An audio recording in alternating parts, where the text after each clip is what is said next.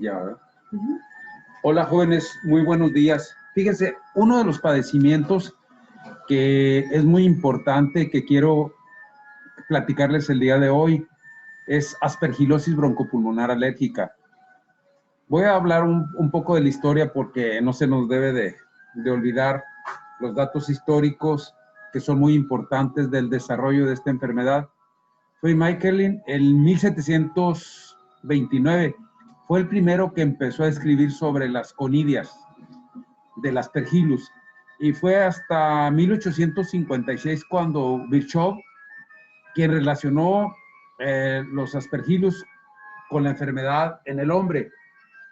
Fíjense, actualmente, ahorita en la actualidad, existen 12 especies patógenas para el ser humano. ¿Por qué les escogí hablar el tema del día de hoy? Fíjense, es tan importante este tema, es tan importante que en el examen del ENAR lo ponen lo ponen como un tema muy importante y no ponen una o dos preguntas, ponen todo un caso clínico que sirve para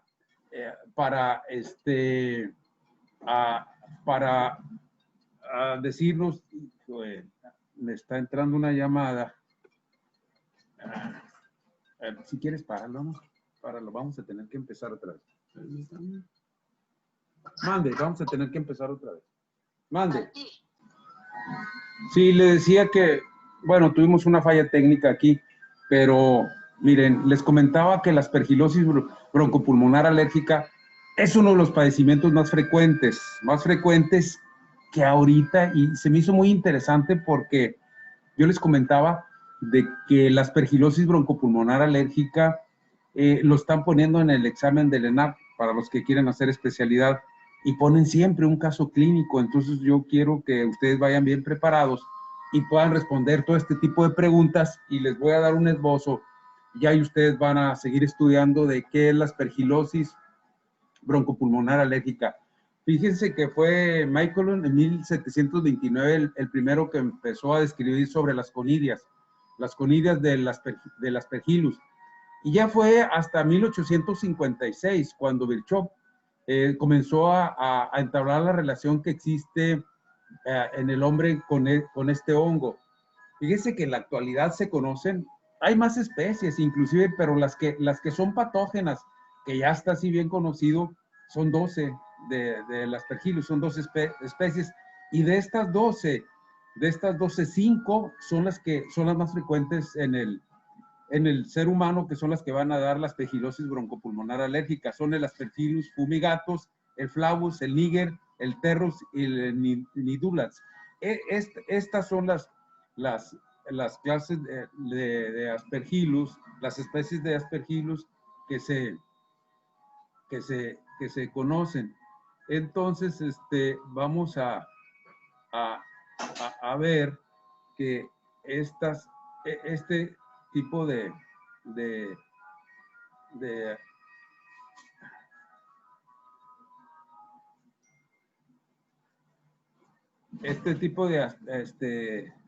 a ver, la siguiente, por favor. La siguiente, pásame la siguiente. La siguiente. Fíjese que el Aspergillus fumigatus está ampliamente distribuido en la naturaleza y sobrevive, fíjense, a unas temperaturas entre 15 y 55. Entonces, imagínense, si es más frecuente en nuestra entidad, entre 15 y 55 grados se encuentra con frecuencia. Entonces, se encuentran principalmente en los cereales, en los forrajes, en el algodón, en el excremento de las palomas. Es abundante en la materia orgánica que se encuentra en descomposición. Entonces, sí, es frecuente. Y las esporas se diseminan por el aire, son los conidios, y son inhalados por el ser humano. Entonces, estos llegan al aparato respiratorio, se empiezan a diseminar por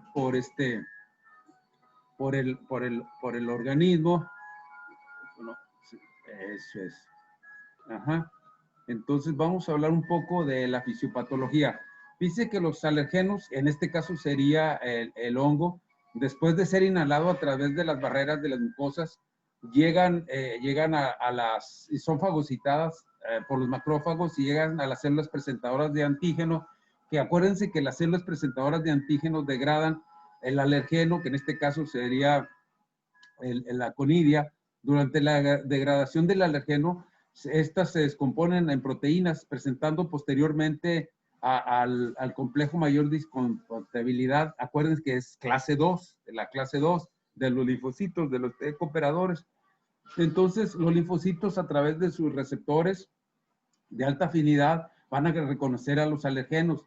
Y hay un intercambio de señales químicas mediante el cual las citocinas entre los linfocitos T cooperadores y los linfocitos B, y va a ser similar a las células B, y se transforman, acuérdense, en células plasmáticas formadoras de anticuerpos IgE, así es, y específicos para las aspergillus.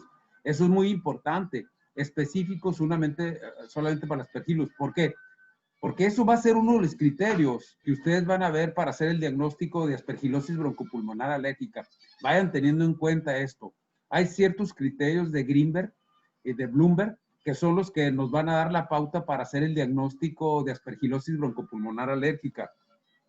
Entonces, el Aspergillus fumigatus es un hongo cosmopolita y se encuentra en cualquier parte. Imagínense, se puede encontrar en cualquier área del medio ambiente, y su inicio, y puede sobrevivir a altas temperaturas, fíjense, hasta 55 grados puede aguantar. Entonces se encuentra ubicado en todo el globo, ¿no? Entonces las conidias se liberan, eso se transforman, su diámetro es de más o menos a 2 micras para alcanzar los alvéolos pulmonares, que ahí es donde se va a alojar el Aspergillus fumigatus, y es responsable de dos puntos muy importantes, de aspergilosis broncopulmonar alérgicas y del aspergiloma. Son condiciones clínicas completamente diferentes. Ahorita vamos a ver cómo se van a colonizar, cómo se va a colonizar este hongo en los bronquios, y muchas veces el aspergiloma es como una tumoración que llega y se pone en el bronquio y va aumentando, y da datos clínicos de tumoración, no de datos clínicos, sino bien localizados hacia el área donde está siendo afectada, ¿no? Donde está siendo acuérdense que la aspergilosis broncopulmonar alérgica es según la clasificación de Helly-Combs, es de tipo 1. Además, eso hace que si es de tipo 1, quiere decir que hay IgE específica para la aspergillus, o sea, hay IgE específica para aspergillus, ¿sí? Y el aspergiloma se define como un crecimiento fúngico micelar que forma una especie de pelota, es como una tumoración, y se hace, y principalmente se va haciendo como una especie de caverna en el parénquima mucho pulmonar, y muchas veces se puede se puede presentar en pacientes que tuvieron tuberculosis. Entonces se pone ahí en la cavidad. Sí, generalmente hay ciertos criterios que nos van a hacer pensar en la aspergilosis broncopulmonar alérgica. Uno, primero la historia clínica. Es pacientes que son asmáticos, pacientes antecedentes con atopia, pacientes antecedentes que usan corticosteroides o que tienen diagnóstico de fibrosis quística. Entonces, primero, ¿qué es lo que tenemos que pensar? Tenemos que pensar primero, uno, que es un paciente generalmente con antecedentes de alergia. Dos, que está asociado a asma. O sea, si nosotros vamos a pensar en aspergilosis broncopulmonar alérgica, tenemos que pensar en este cuadro clínico. Uno, que son pacientes asmáticos. Dos, que son pacientes que están utilizando esteroides. Tres, que son pacientes que pueden tener fibrosis quística. Entonces, ¿qué nos da a entender? Nosotros como clínicos tenemos que pensar varias cosas. Una, que nuestro paciente asmático puede tener aspergilosis broncopulmonar alérgica. Dos, que nuestro paciente que use esteroides puede por mucho tiempo y que mejora únicamente con los esteroides o esteroides dependiente, tenemos que pensar que tiene aspergilosis broncopulmonar alérgica. Y tres, pacientes que tienen fibrosis quística, tenemos que pensar que se trata de una aspergilosis broncopulmonar alérgica, o sea, que puede estar asociada a una aspergilosis broncopulmonar alérgica. O sea, esto de entrada, ustedes como clínicos tienen que pensar que este paciente se puede tratar de una aspergilosis broncopulmonar alérgica. No van a pensar ustedes que el paciente nada más tiene asma, no van a pensar ustedes que el paciente nada más tiene fibrosis quística, no van a pensar ustedes que nomás es esteroide dependiente, no. Esas tres cosas nos hacen pensar que nuestro paciente posiblemente tenga aspergilosis. Entonces, los síntomas clínicos son similares al asma, es lo que yo les decía. Es como si deben de tener asma, de hecho es uno de los criterios para hacer el diagnóstico de aspergilosis broncopulmonar alérgica. ¿Sí? Y los cuadros únicamente responden con los esteroides. O sea, ustedes pueden pensar, paciente que únicamente el asma responde a los esteroides, dices, aguas, este paciente puede tener aspergilosis broncopulmonar alérgica. Otro de los datos clínicos es que generalmente van a tener unos tapones mucosos donde se puede helar la aspergilosis, es en el cultivo, donde ustedes van a mandar un exudado, un cultivo para hongos. Entonces, por medio de Saburó, entonces se van a dar ustedes cuenta de que van a crecer los hongos y eso va a ser unos datos de los datos para hacer el diagnóstico de aspergilosis broncopulmonar alérgica. Son exámenes de laboratorio que ustedes se van a ayudar para hacer el diagnóstico de aspergilosis broncopulmonar alérgica. A veces los síntomas pueden aparecer a las 6 o a las 10 horas después de haber estado en contacto con las conidias o con el aspergilo. El cuadro clínico puede ser fiebre, escalofríos, ¿sí? Las radiografías puede haber unos infiltrados difusos, homogéneos, localizados en los lóbulos superiores. Sí, eso. Entonces, nos tenemos que ayudar con la radiografía de tórax. Ahora, nos tenemos que ayudar también con la biometría hemática y el esputo. Entonces, en la biometría hemática vamos a encontrar una gran cantidad de eosinófilos y en el esputo vamos a encontrar una gran cantidad de hongos. El funcionamiento pulmonar de nuestro patrón es igual, el funcionamiento es igual que el asma, tiene que tener un patrón obstructivo, no restrictivo, por el momento cuando, según en la etapa en que estemos encontrando a nuestro paciente con aspergilosis broncopulmonar alérgica. Acuérdense que yo les decía, uno de los criterios que no se les debe de olvidar es que son pacientes que son asmáticos, entonces tiene que tener un patrón obstructivo. Ahora, el incremento de IgE, IgG puede aparecer, además que hay bronquiectasias proximales en la tomografía axial computarizada, vamos a ver las bronquiectasias proximales. Ahora, IgE es IgE, acuérdense que 3 veces del valor normal. Si nosotros estamos pensando en que nuestro paciente, la IgE es normal a 100 unidades internacionales sobre mililitro, entonces 3 veces de lo normal, 300, pero entre más tengan IgE, podemos pensar en que se trata de aspergilosis broncopulmonar alérgica. El pronóstico es variable de acuerdo a cómo se esté desarrollando. Y otro, estos pacientes son corticosteroide dependientes. ¿Sí? Entonces es otro de los criterios que yo ya les había dicho. Y entonces, y también pueden tener una neumopatía obstructiva crónica.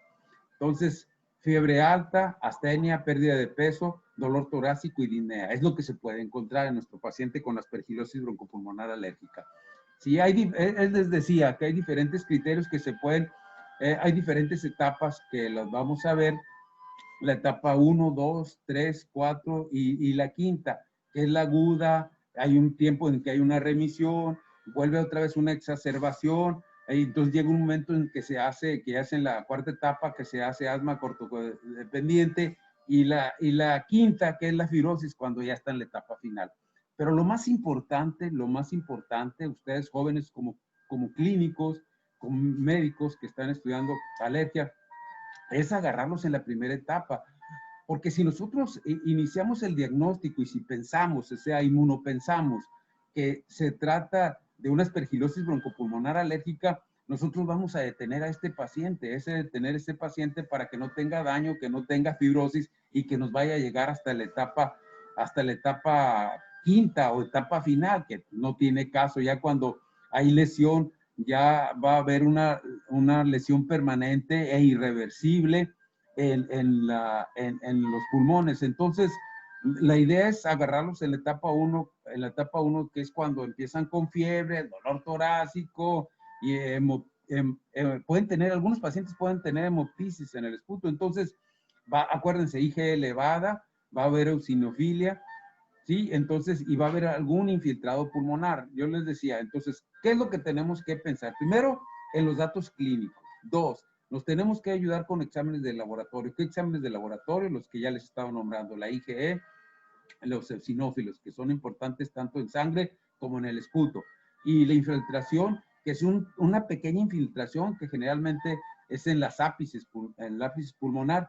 Entonces, la remisión puede ser en la segunda etapa, a veces es asintomático estable, el IgE está normal o ligeramente elevada. Es cuando ya está en la etapa 2. A veces en la etapa 2 es difícil hacer el diagnóstico. Y ya en la etapa 3 o exacerbación empiezan los síntomas y simulan una etapa aguda o sintomática. IgE otra vez elevada, los eosinófilos, y ya cuando está en la etapa cuarta o tardía, el asma es severa, persistente, IgE puede estar normal o elevada, o puede tener con infiltrados, y ya la etapa final, que es la que ya no nos gustaría hacer el diagnóstico, es cuando ya hay cianosis, disnea severa, y encuentran cavitaciones, bronquiectasias, y finalmente la fibrosis, que es el daño permanente de nuestros pulmones. Entonces, yo les decía al inicio de la plática que Rosenberg y Greenberg son los criterios, que hay varios criterios para hacer el diagnóstico, para pensar. O sea, nosotros como clínicos tenemos que pensar primero, la presencia de asma es uno de los criterios de Greenberg y de Rosenberg, que son los que conocen más a nivel mundial sobre aspergilosis broncopulmonar alérgica. 2, infiltrados pulmonares, que se encuentran unos infiltrados pulmonares. 3, reacción cutánea inmediata positiva para aspergilosis broncopulmonar alérgica, especialmente el hongo Flau, Niger, Terps y Nidus. Mire, este que está en rojo, este es el criterio más importante. Este es el criterio más importante. La prueba cutánea es el factor más importante. Si tenemos los demás criterios, y ahorita se los voy a pasar los siguientes, IgL va total, sí, pero esa es la pauta. El más importante es el 3, reacción cutánea inmediata positiva para aspergilosis fumigatus. Ese es el más importante de todos los criterios. Les voy a seguir nombrando ahorita. Y la IgE, que es el cuarto, IgE total elevada. Sí, el quinto, detección de anticuerpos séricos precipitantes, anticuerpos tipo IgG y eosinofilia sanguínea. Es también otro de los criterios, niveles elevados de anticuerpos IgE, IgG e IgA, que ahí faltaría IgA, y bronquiectasias proximales. Entonces, hay 8 criterios de Rosen-Greenberg para hacer el diagnóstico de aspergilosis broncopulmonar alérgica, pero el más importante, no se les vaya a olvidar, jóvenes, es ese que les decía. El tercero, reacción cutánea positiva para aspergilos fumigatus, ya se los puse de color rojo para que vean que ese es el más importante. Esos criterios no se les debe de olvidar para hacer el diagnóstico de aspergilosis broncopulmonar alérgica. ¿Sí? Entonces, el tratamiento. El tratamiento va a estar encaminado principalmente a la respuesta inmunológica para determinar el daño pulmonar bronquial y para que no vaya a evolucionar. Pero hay otras cosas que debemos de tomar en cuenta. Uno, tratar de erradicar el hongo y eliminarlo, el estímulo antigénico causal. Eso es lo que tenemos que hacer, es quitar cómo. Lo más importante en la historia clínica, ¿dónde se inició o dónde está el hongo? ¿Por qué? Porque si nosotros curamos a nuestro paciente y si el paciente regresa donde está la estimulación antigénica del hongo, que puede estar en el techo, en la pared, en las cortinas, en las persianas, en la chimenea, en un lugar donde se encuentren los hongos, eso va a hacer que nos quitamos a nuestro paciente y luego regresamos a la casa, al lugar de trabajo, al área donde vive, donde duerme, donde se encuentra, y lo volvemos a poner con el enemigo. Entonces va otra vez a dañarse el pulmón. Entonces, ¿qué es lo más importante? Aparte de hacer el diagnóstico, es ver de dónde inició, dónde agarró, dónde se inició, dónde podemos quitar el medio ambiente para que nuestro paciente no se vaya a seguir dañando. Entonces, el tratamiento está encaminado hacia 3 cosas principalmente. hasta 3 cosas principalmente. Uno, esteroides, los beta-2 agonistas y el itraconazol. El tratamiento todavía sigue igual. Hay un tratamiento que yo estuve utilizando en una vez, yo les platicaba a los compañeros en un congreso mundial que me tocó estar con Greenberg y le dije que yo utilizaba lo que él decía, estas 3 cosas, prednisona, broncodilatadores beta-2 agonistas de larga duración y el itraconazol. Entonces yo le planteé la situación en ese momento que había salido el posaconazol. Entonces, le dije, fíjate que yo no estoy usando los criterios que tú dices en tu bibliografía, en tus citas, y él es el que conoce más. Estuve platicando con él y me dijo, ¿qué antimicótico estás usando? Le dije, pues es el posaconazol. ¿Cómo ves? Y me dijo, ¿eres neumólogo? Le dije, no, soy alergólogo igual que tú. Entonces, él está en la Universidad de Washington. Entonces me dijo, fíjate que ese yo no tengo experiencia, pero si te está, no sé si fue muy político, si tú ves que tus pacientes te están respondiendo bien, adelante. Yo sé con el que tengo más experiencia es con el itraconazol. Entonces, ese es el que, pero si tú estás usando ese, es adelante. Dice, yo no tengo experiencia en ese medicamento, pero si te está cayendo bien a tus pacientes, pues adelante. Entonces, pero ahorita sigue igual, ahorita el tratamiento es prednisona, beta-2 agonistas y el itraconazol, ¿no? Y hacer un control de qué, de la biometría hemática, de la IgE, de la tomografía axial computarizada y ver dónde se inició, de dónde tomó nuestro paciente, de dónde se infectó de este hongo. Bueno, jóvenes, eso les quería platicar hoy, no se les va a olvidar, sobre los criterios que se utilizan para hacer el diagnóstico de aspergilosis broncopulmonar alérgica, porque eso les van a preguntar en el examen y yo se los voy a preguntar en el examen. ¿Cuáles son los criterios de Greenberg para hacer el diagnóstico de aspergilosis broncopulmonar alérgica? Bueno, muchas gracias.